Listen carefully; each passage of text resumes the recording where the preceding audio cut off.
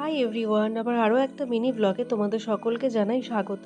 আজ আমার অফিস যাওয়ার কথা ছিল না, কিন্তু হঠাৎ করে একটা কাজ এসে যাওয়ায় আমাকে অফিসে ডেকে পাঠানো হলো। আবার আমি অফিসে ছুটতে ছুটতে গেলাম বৃষ্টিতে ভিজে। তারপরে কিছু কাজ করেই আবার আমি রওনা দিয়েছিলাম বাড়ি যাব বলে। হ্যাঁ, আমার নিজের বাড়ি। আমি মাকে বলে রেখেছিলাম আজকের লাঞ্চটা কিন্তু আমি বাড়িতেই করব।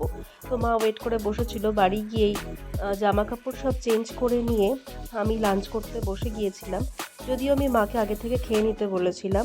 লাঞ্চে ছিল ভাত, ডাল, পনিরের তরকারি, আলু পটল পোস্ত, শাক, লেবু, পেঁয়াজ, লঙ্কা, মানে আমার সবই ফেভারিট। তারপরে বরকে ডেকে নিয়েছিলাম শ্বশুরবাড়ি আসার জন্য। যেই কিছুটা রাস্তা এসেছি অমনি ঝমঝমিয়ে বৃষ্টি। তারপরে দেখো আমরা কোনো রকম এই বাইক পরিষ্কার করে তারপরে রওনা দিলাম। তারপরে বাড়ি পৌঁছেছিলাম, একটু কিছুক্ষণ রেস্ট নিয়ে আজকে আবার সন্ধ্যায় খাবার বানিয়েছিলাম। বিশেষ কিছু বানাইনি, ওই মুড়ি মেখেছিলাম আজকে, আর তার সঙ্গে একটু চা করেছিলাম। বৃষ্টি ওয়েদার, ভালো লাগছিল, তো ভাবলাম মুড়িটাই খাওয়া যাক বেশ জমিয়ে। দেখো এই যে আচারটা, এটা কিন্তু আমাদের বাড়ির গাছের আম দিয়ে তৈরি করা হয়েছে, এক সপ্তাহ মতো হলো। ভীষণ টেস্টি হয়েছে। এই আচারটা কিন্তু পরোটার সাথে খেতেও খুব ভালো লাগে।